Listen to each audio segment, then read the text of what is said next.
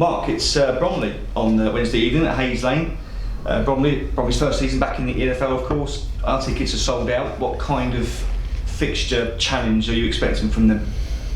Well, I think it'll be an exciting game just because it's a real local derby. You know, like we've had a big derby with the Swindon game, but this is like traditional more so a derby. So I think the location of the game always adds an edge to the game, which is really good. And having been there before to see games, knowing what the atmosphere will be like, how tight it will be, I think it will be a real lively atmosphere, which will be brilliant. Us selling out our take-in was a given, really. We could have sold it out a few times, I think, with the amount of demand for people that wanted to come and watch it. And so hopefully we can have those that are there make a right noise and get right behind the team, and the team can give a performance that gives a real chance of winning the game. So we see next week with a 2 on the bounce, really, and a Saturday turnaround being so fast. It's a real opportunity to get some momentum into the game.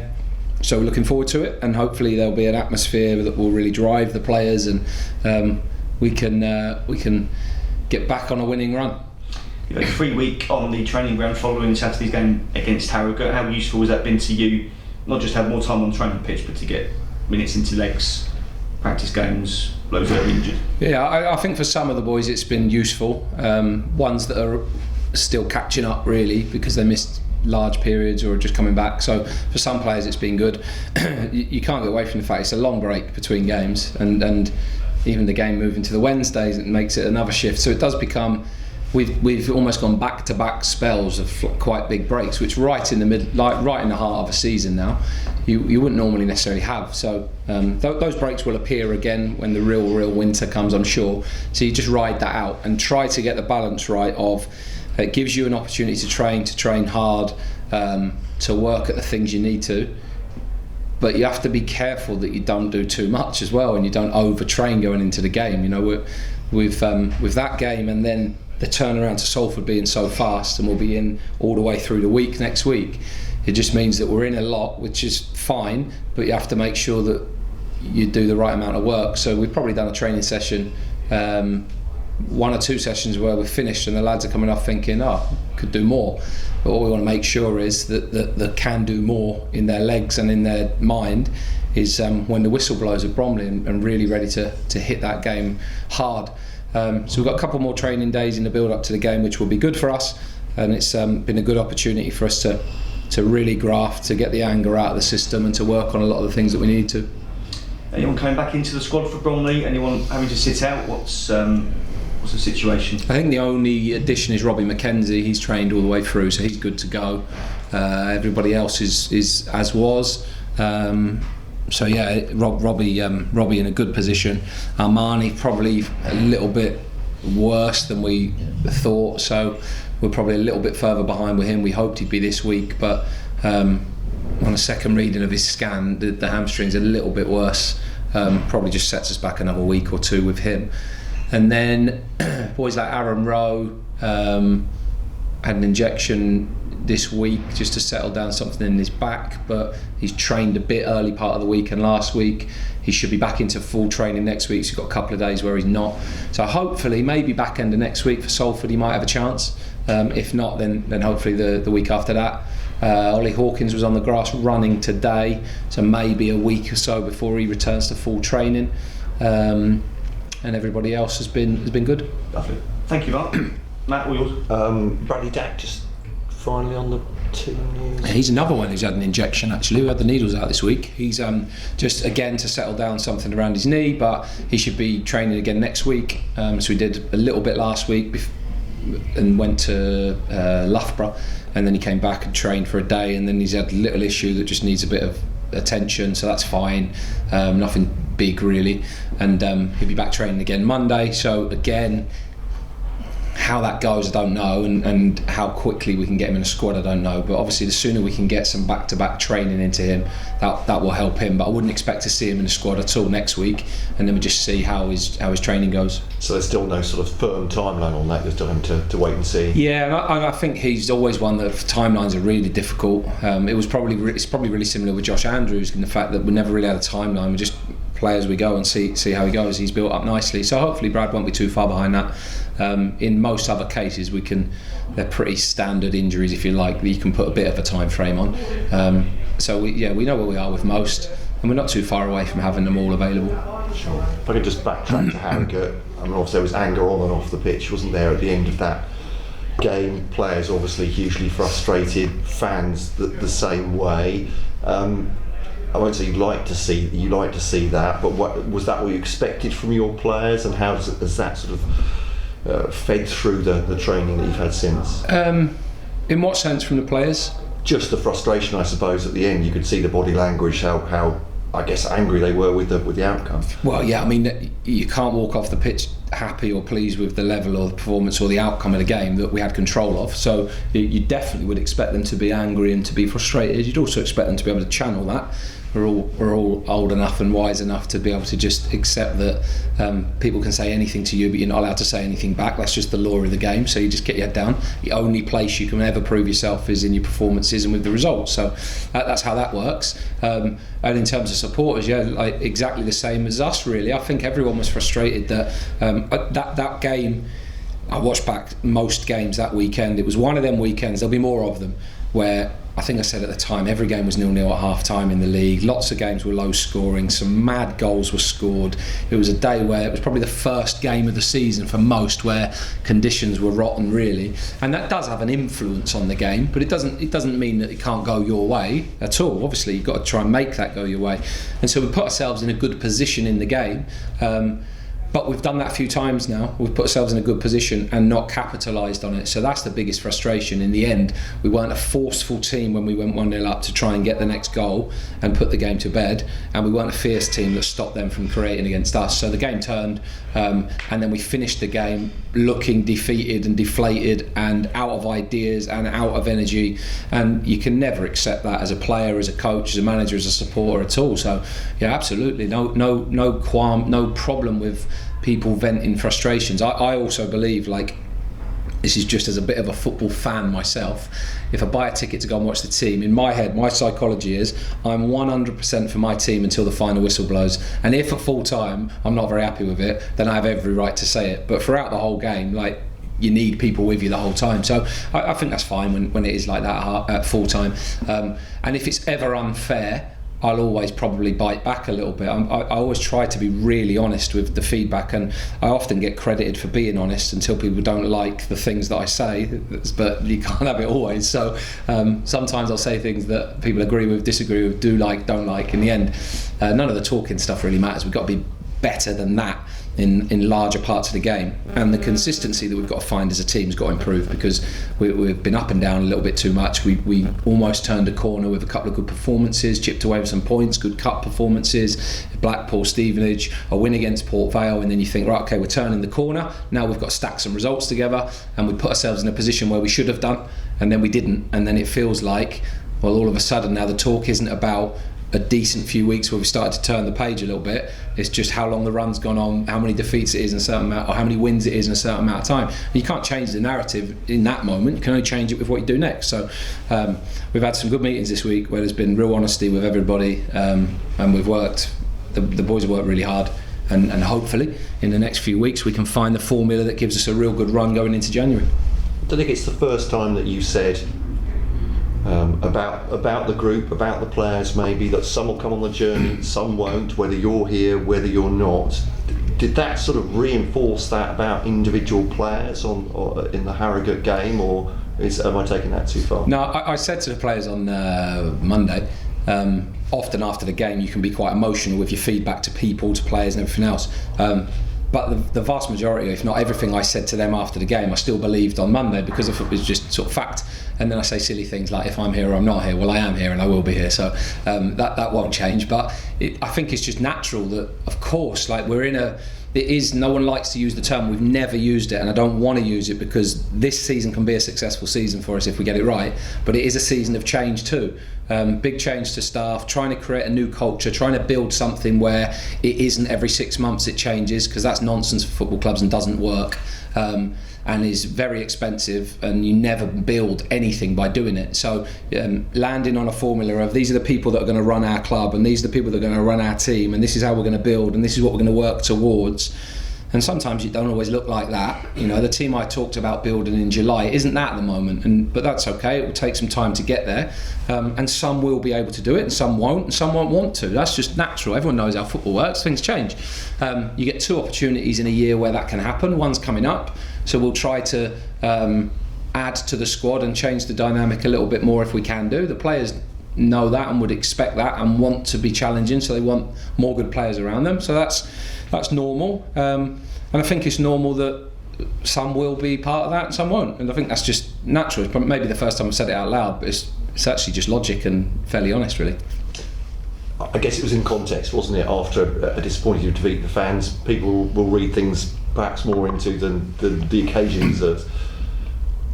In what sense? Just the you're saying, you know, you said about whether I'm here or not, and whether these players are here or not. Yeah, that's just like that's as emotional as someone just shouting something ridiculous from the stands, isn't it? So we all shout nonsense and say nonsense when we're a bit emotional. That's fine, but we all do it because we care, really. And like the dressing room does really care, and the problem is if you have spells in games where it doesn't look like that, these players really care. They want to do well, they want to win, they work hard, but sometimes it doesn't reflect itself on the pitch in the way that we are. And there was a period in the second half where it didn't look like that at all, and you can't have that, because then people can throw that at you. But you should be really angry when people question your integrity or your honesty as a pro or as a professional in this job, because no one works as hard as us to try and do it, and we have to make sure that we go, right, what we're going to do to make sure that level of consistency we need is what we find, and that's what we've got to try and do in the next game, the next week, because we've got 2 games, and then it all really kicks off over Christmas, New Year with lots.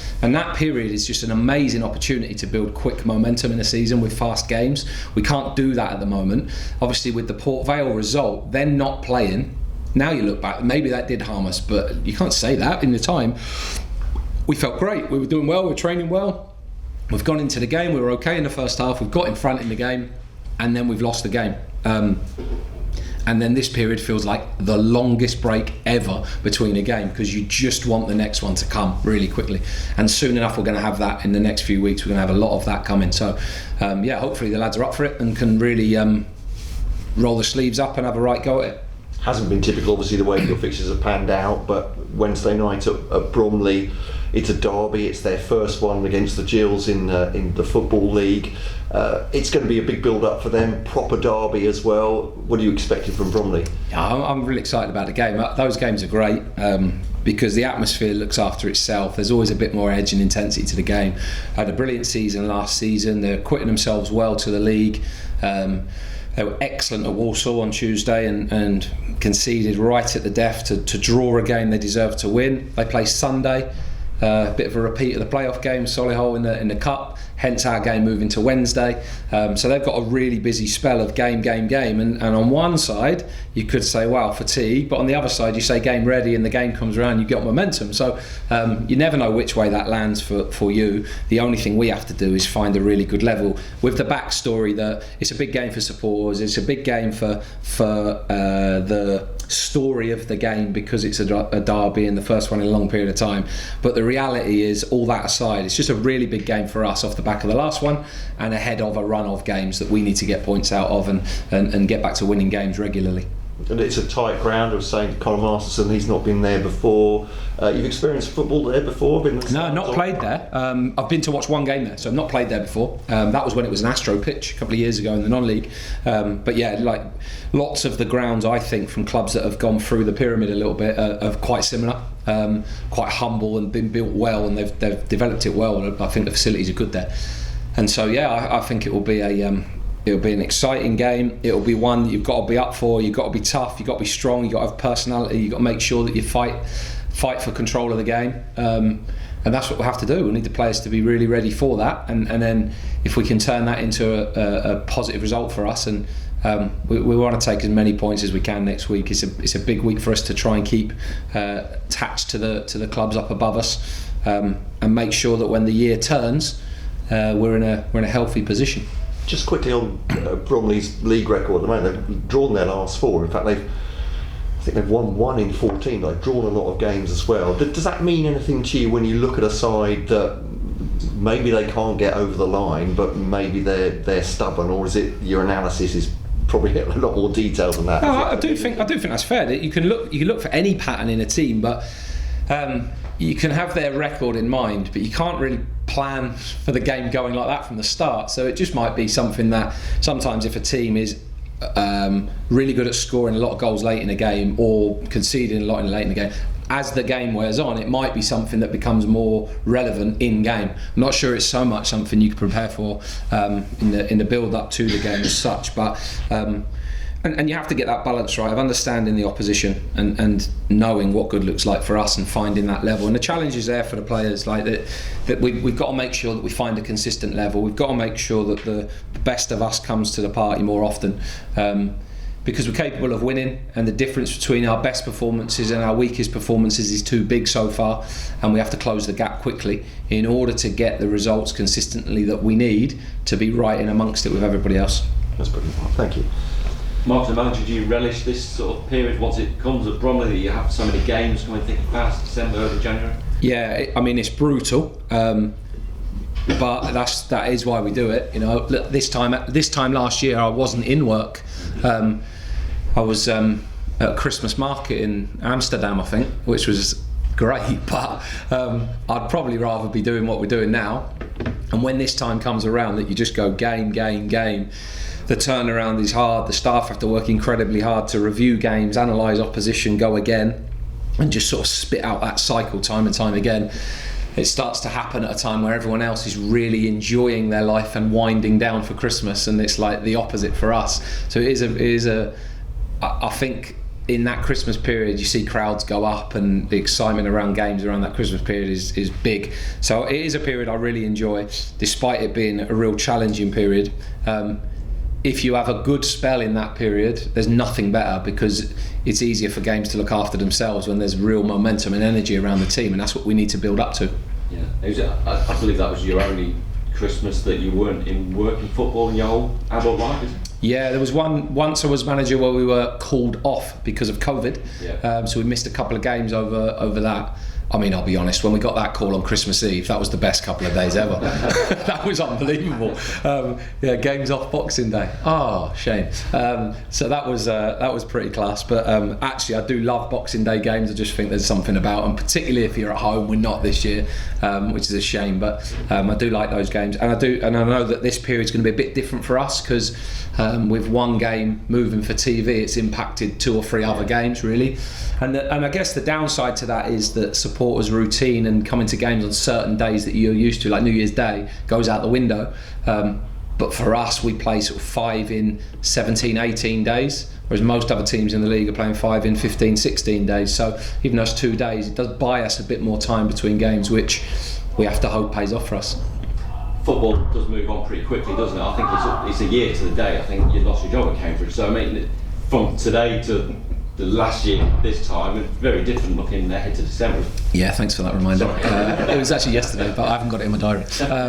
Yeah, no, it is, Matt. Like, football does move really, really quickly, and you can be somewhere a long time or a short period of time, and it can end really quickly. And I think the biggest thing about just the industry in general, it's probably just a bit deep, but a bit life in general, is you're really important until you're not important, and then as soon as you've gone, like, whatever happened, you're just forgotten, because things do move on, and that's in a way right, because you have to focus on the next thing. But while we are in this real privileged position of leading a team, leading a club, trying to create a culture, trying to build something that lasts, not build something that just has a really a good little period. I'm not really in it for that. My motivation comes from being able to make sure that you can build something over time that lasts beyond you a little bit, and when you look back, or people look back, they think, oh, you had a real big impact on the place is better for you being there, and that will be results and memories and things like that, but it'll also just be the sort of culture that gets built. And that's like a massive motivator for us at the club at the moment, is to try and really drive something. And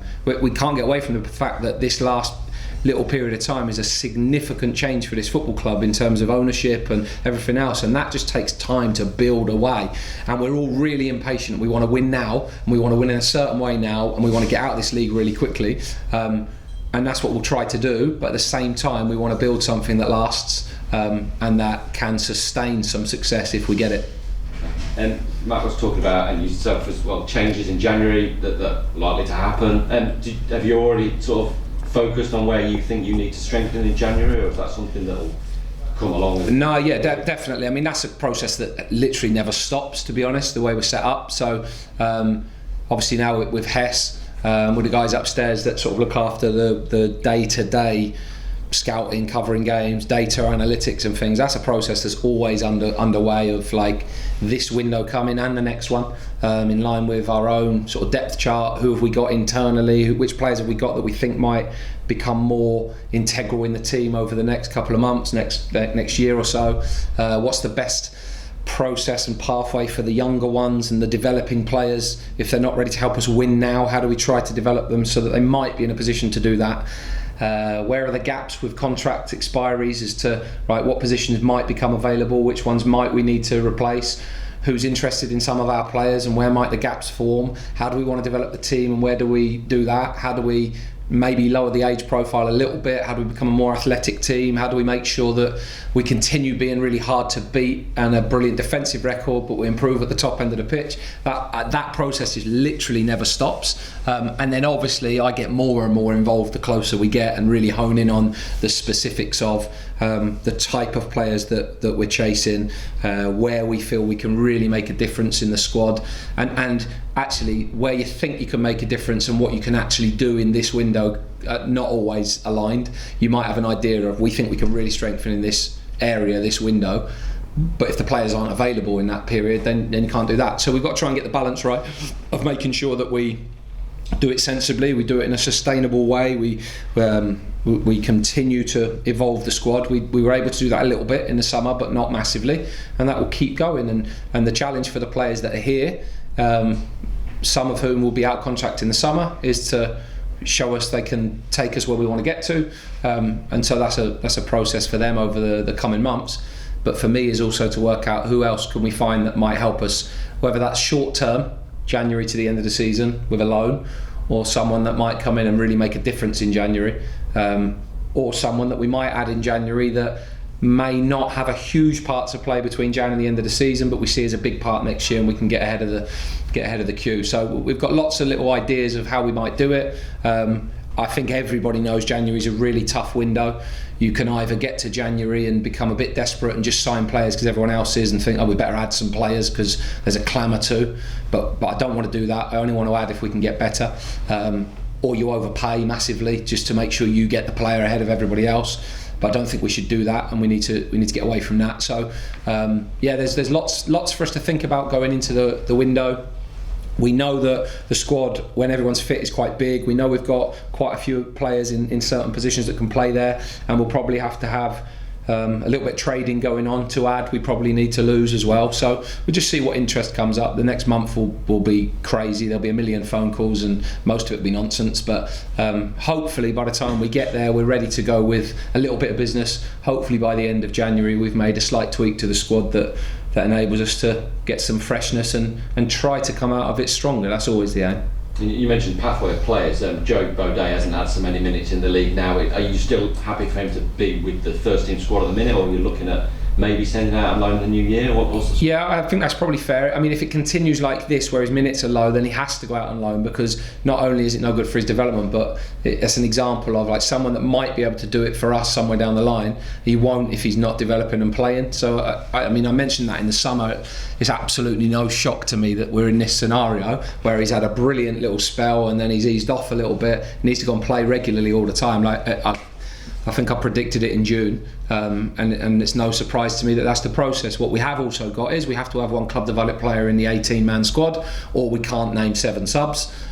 He's our only one at the moment that isn't out on loan or isn't a scholar. Bradley Dack would be one of those, but obviously isn't available, so that changes that. So there may be times where we do that anyway because it's the right thing and his time's limited, and one of the younger boys comes and makes up the squad, or we go with 6 subs just because that will be the way. But while we try and produce more of those, which we need to do in order to make sure that isn't an issue in the squad, we can't just keep him with us just to be filling a bench. That's not right. So we'll see how this little period goes. We've got a lot of games in a quick period of time. I don't think it's the right time at Christmas to loan people out, because the picture can change so quickly with so many games. But if we certainly get to January and a little bit of manoeuvring happens in the squad and he hasn't really played a part, then not only is it right for his development to go out and play, but it's also fair on him as well. And you don't want him to become demotivated by that. So we'll see how that one goes over the next month. Okay.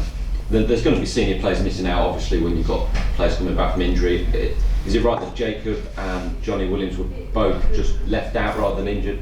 Yeah, both were fit, but we decided not to involve them, or I decided not to involve them in that game.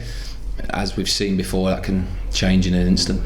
And Ollie Hawkins, you said, he had another injury, did he? And he's coming back from that now? He's coming back from that, yeah. He had a bit of swelling in his knee a couple of weeks ago, so the swelling's gone. He's run today for the first time. So hopefully in a week or so he'll be back training, which will be good. Thank you. Do you enjoy the transfer window? No. I enjoy the summer one, because the majority of your work in the summer can be done when you're before pre-season if you do it well. Once you're in January's busy with games, and it's hard to be doing that the whole month. There can be ins and outs and rumour, and it's just a bit unsettled really in that period of time. So it's sometimes hard to be as focused as you want everything to be when that can be happening. But we'll try and manage that well. We'll be as honest as we can be with all the players, and we'll try and get the best situation as we can. I guess you can only say whether you enjoy it at the end of it. I've enjoyed some because they've been really good windows for me, and some windows have been horrific because we haven't been able to sign what we wanted, or you end up signing one or two to make sure you've got the bodies, but you probably know they're not going to have the impact that you have. And probably a bit of a difference here for me is we've got a little bit more resource in order to sign one or two that we can really go after. But we have to get that right. We have to make the right decisions. And what I will try to influence is that we get the right ones that can add to the team I want to build and add to the culture that I want to create. I'm absolutely convinced if we get that right over a period of time, and the bit no one wants to hear is it does take time, but if we get that right over a period of time, we'll build a really good team here. Do you think you need a reserve team to help players get back from these injuries? Because you sit there every week saying they need time on grass and they get minutes in their legs. Would having another side help that, do you think? Yes. And the debate really, a lot of Category 3 academy clubs have this issue. You have an under-18s and the next team's the first team. You don't have a 21s or a B team or a reserve team. Call it whatever you want. If you don't put a team between your 18s and your first team, you leave the development of those young players probably to non-league clubs. You might see them a bit, but they've got to go and get their experience elsewhere, but it's not with you. That's the first thing. Or secondly, your own players that are not playing or are coming back from injuries haven't really got a team to get games in, so that causes you big problems. But the solution isn't just add a team, because if you add a team you have to add staff, you have to add physios, you have to add sports provision, you have to add the technology to monitor those players properly, you have to make sure you've got enough pitches, you have to have enough changing rooms, you add the cost of food, you add the cost of the cost of that is very, very expensive if you want to do it properly. So there's been a period here of dabbling with a B team, but if you can't invest in it properly, if you haven't got the facilities to do it, then it's a great idea, but it doesn't actually work. So we have to wait probably over time to build infrastructure in order to do that. At the moment, if we funnel lots of resources into that, they don't go into the first team, and the first team is the team we have to influence quickest to try to get where we want to fast. So that's why it's really hard to be an owner of a club, because literally every single area of your club needs money, and there's only ever so much to go around, and you have to try to go in a strategic way, and that's where myself and Hess on the football side, with Brad and Shannon, with Kelly, with Joe Comper, have to try and sit and make sure we've got really joined up thinking and real strategy towards how we develop the team and the club and the sporting vision at the same time. And we've spent quite a bit of time talking about that recently, and that's what really floats my boat, that stuff. So I'm looking forward to getting more and more involved in that. I've been here long enough now that I think I know the place well. I think I've got some really good ideas of how we can develop it, and looking forward to playing my part in doing that. Looking at the support you like, get out of Bromley next week. It's likely that on your top of the official supporters you get there, there's going to be a hell of a lot more around the ground as well. Is that going to be any boost for you?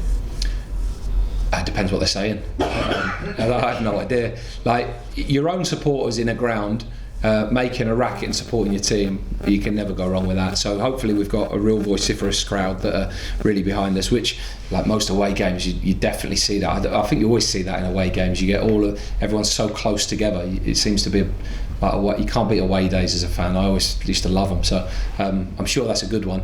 And there aren't many that we can travel to in under an hour. So I'm sure people will enjoy that. Could the reaction that happened after the last weekend be a turning point, you think, come the end of the season? The way it seems to have pulled everybody together. Yeah, but has it? I don't know. Like, you can only judge it by the next games, by the next results. So in the end, Port Vale was supposed to be a turning point. It didn't turn out to be one. So I always say, like, we have a lot of meetings in this room, and people will say, "Oh, good meeting," and I just always say, don't judge a meeting by the meeting. Like, the outcome of a meeting should be determined by what happens next, and it's exactly the same with that. You can convince yourself of turning points, but they're only turning points if you do look back and it actually was one. So I'm not into trying to read the future or trying to guess how this is going to play out. We are responsible for getting out and delivering performances and trying to get results. And if we look back and go, oh yeah, that was a bit of a turning point because we went on an unbeaten run for 10 games, then yeah, let's all be loving saying that. But it's too early to say that right now, because we've got to go and do it. And the next game's the big one. We've got to go to Bromley and go and get a result. Weekend off? No, training, Saturday training, and then no game Saturday afternoon because it's pretty much FA Cup everywhere and we won't get anywhere in time. Sunday off. Monday, Tuesday we've got to run into the games. Tuesday night I'm at MK Dons, Anthony Hayes is at Colchester, and Pete Gill is at Wimbledon. So what it gives us a chance to do is watch 3 live games for teams we're playing in the next few weeks. So the next period is going to be busy, and then we'll play Wednesday, we'll be in Thursday, Friday, game Saturday, and then yeah, we're off.